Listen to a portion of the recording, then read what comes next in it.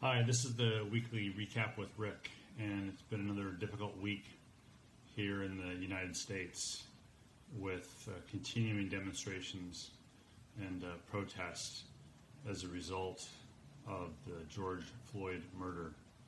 But it's obviously based in something deeper in this country, systemic racism, the racial injustice that continues, that we continue to see in the United States. So we have a lot of work to do, and Congress is doing that work. There have been calls for congressional hearings on racial injustice and police violence, and so next week the Committee on the Judiciary will be holding a hearing on Wednesday, June 10th, and you can probably follow that hearing on C-SPAN.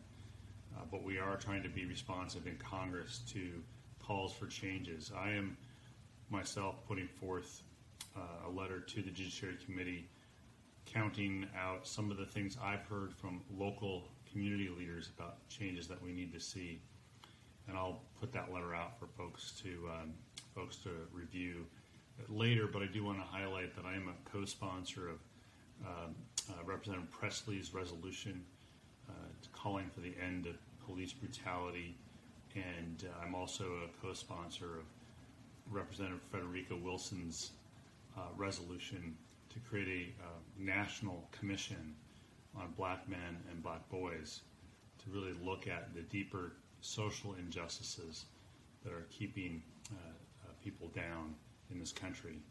So we have a lot of work ahead of us in this regard, and I hope you'll continue to contribute your ideas about what I can do in Congress on your behalf as we continue to try to address this. I will say as well, I'm a member of the Armed Services Committee, and what I've seen over the last week of our president trying to use our military, our women and men in the military, to potentially use them against peaceful demonstrations here in the United States is something I do not support.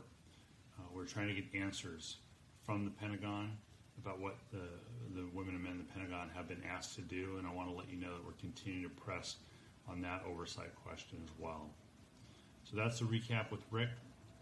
Look forward to talking to you next week. Thanks.